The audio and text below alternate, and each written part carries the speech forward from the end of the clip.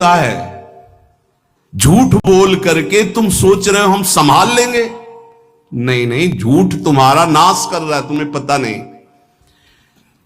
जिस जिह्वा से नाम जप कर रहे हो, अगर नाम का विशेष फल प्राप्त करना है, जल्दी फल प्राप्त करना है, आपको दुखों से बचना है, पाप भस्म करना है, तो झूठ बोलना बंद कर दीजिए। क्या बिगड़ जाएगा आपका? सच्ची बोलने में क्या बिगड़ जाएगा? सच्ची बोलना शुरू करोगे, हिम्मत नहीं रह जाएगी पाप करने की। ये जो पाप करने की तुम्हारी हिम्मत पड़ रही, झूठ बोलने के कारण पड़ रही। नहीं, असत्य संपातक पुंजा, सबसे बड़ा पाप झूठ बोलना। उससे क्या होता है? हर चीज हम छुपाना चाहते हैं। किससे? उस सर्वज्ञ परमात्मा से, गुरुदेव से। नहीं, झूठ नहीं। नाम इसीलिए नहीं चल पा रहा। थोड़ी दिन नाम चलाएंगे, छूट जाएगा, क्योंकि आप झूठ बोलते हैं, पापाचरण करते हैं। अगर नाम को चलाना है तो नारायण स्वामी जी कह रहे हैं, पहली बात मौन का आश्रय लीजिए, कम बोलिए, अधिकतर चुप रहना सीखिए, तभी नाम चला पाएंगे। जो कार्य कर रहे हैं आप उस पर ध्यान दें, उस कार्य को एकाग्रता पूर्वक करें, वाणी को मौन रखें, उस वाणी से धीरे धीरे नाम उच्चारण करें। कम से कम 24 घंटे में 4 घंटे मौन का तो सबको अभ्यास कर लेना चाहिए। 24 घंटे में 4 घंटे मौन का। तो ऐसे ऐसे बुद्धिमान हो कहेंगे हम 6 घंटे मौन रहते हैं। कब? बोले जब सोते हैं तब। आप 4 घंटे कह रहे, हम 6 घंटे मौन रहते हैं। 24 घंटे में हम 6 घंटे मौन रहते हैं, बहुत बुद्धिमान है।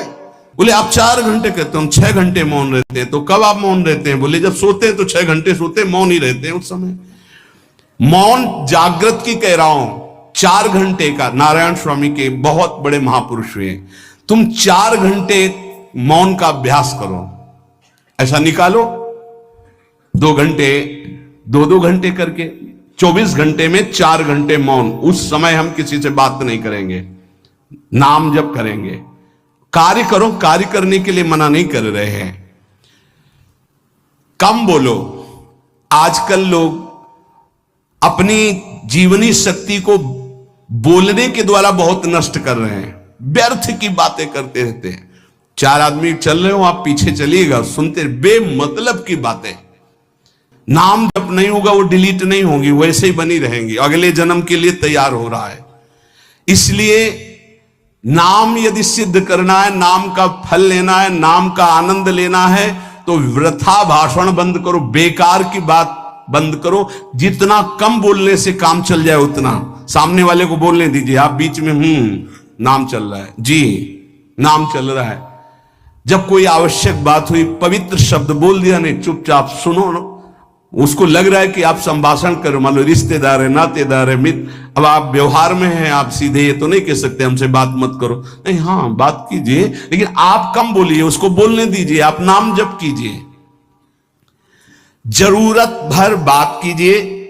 बात में भगवान की चर्चा हो तो कोई बात नहीं, अगर प्रपंच की चर्चा है तो बचने की कोशिश कीजिए।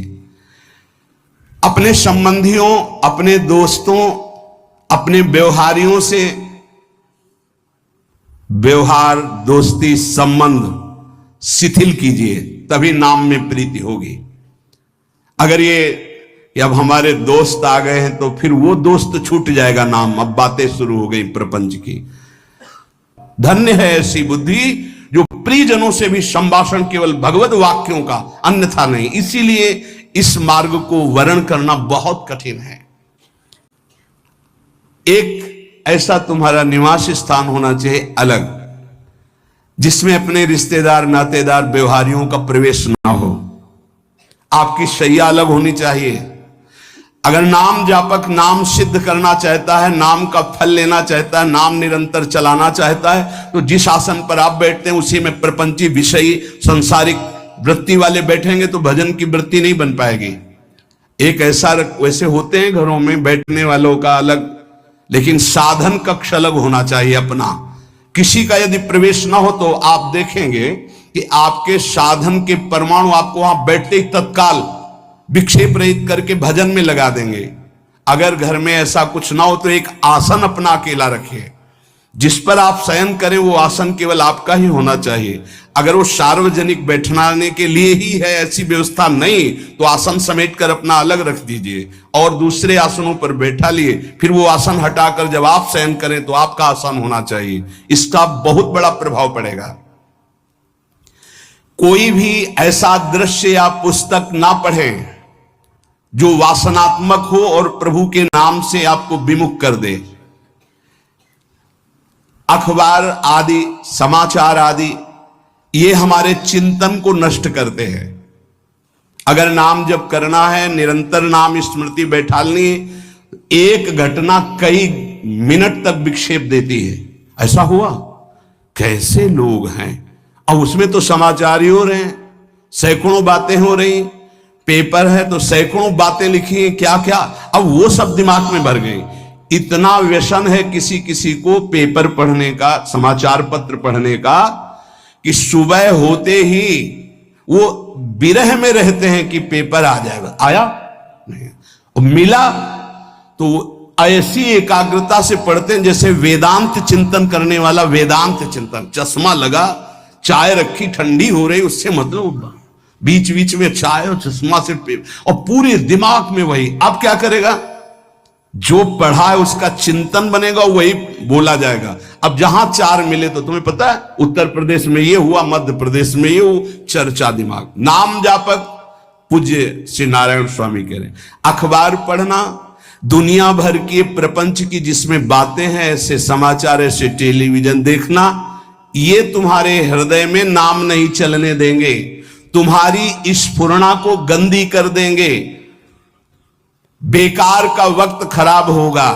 इसलिए अगर आपको पढ़ना ही है तो धार्मिक ग्रंथों को पढ़िए, अपने इष्ट संबंधी ग्रंथों को पढ़िए नाम जपने के लिए। किसी को कभी वचन न दे। पांचवा, बहुत बहुत पॉइंट की बात करें, यदि आपने किसी को वचन दे दिया और पूरा नहीं किया तो भजन का फल वहां जाएगा, ध्यान रखना। यही हमसे सब त्रुटियां होती रहती है अपने लोगों से। जाओ आज से बाद वचन दे दिया, हम ऐसा नहीं करेंगे, नहीं करेंगे चाहे मर जाएं। और अपने लोग ऐसे फिसड्डी हैं कि शाम के वचन देते हैं और सुबह फिसल जाते हैं, 2-4 दिन बोलते बहुत चला, फिर फिसल जाते हैं। बोले कसम से आज से ऐसा नहीं करेंगे। तो आप इसको खिलवाड़ न समझे, आपके सुकृत नष्ट हो रहे हैं, वासना आपके सुकृतों को नष्ट कर रही। दूसरा, जैसे आपने किसी से कहा कि मैं शाम के 5 बजे आ जाऊंगा, तो 5 बजने में 5 मिनट कम होने पर आपको पहुंच जाना चाहिए, 5 मिनट ओवर होने पर नहीं, उसके पहले ही आपको ऊपर। यह संतों के जीवन में देखा गया है। समय का बहुत बड़ा जीवन में अस्तित्व है। अगर आप किसी को समय दें, फिर उसमें प्रमाद स्थिति नहीं होनी चाहिए। 5 मिनट पहले पहुंचिए। समय दिया है किसी को तो 5 मिनट पहले, उसको इंतजार ना करना पड़े। रात को सोते समय नाम जापक उपासक विचार करें, मेरा नाम किन किन कार्यों में छूटा, मेरे से कौन कौन सा पाप हुआ, मैंने कौन सी आज गलती की जो नहीं करना चाहिए, और उसे डायरी में नोट करें। नारायण स्वामी कह रहे हैं दूसरे दिन सावधानी पूर्वक वो गलतियां ना होने पाए जो हमने आज की। जब उपासक सत्य बोलना स्वीकार करता है तो उसके हृदय में डर जागृत हो जाता है। ध्यान रखना, डर ये माया के द्वारा प्रेरित है। अगर व्यापार में सत्य बोलेंगे तो पैसा अधिक नहीं आएगा, अगर हम सत्य बोल दिए तो डांट लगेगी, अगर हम सत्य बोल दिए तो सब लोग जान जाएंगे मैं ऐसा गंदा हूं। सच्ची मानिए, सत्य बोलने का नियम ले लीजिए, आप निष्पाप हो जाएंगे, आप महात्मा बन जाएंगे अंदर से, कोई भी पापाचरण आपके जीवन में नहीं रह जाएगा। भगवान का नाम सत्य है, उस नाम को चलाने के लिए झूठ बोलने वाला नाम को कैसे चला सकता है।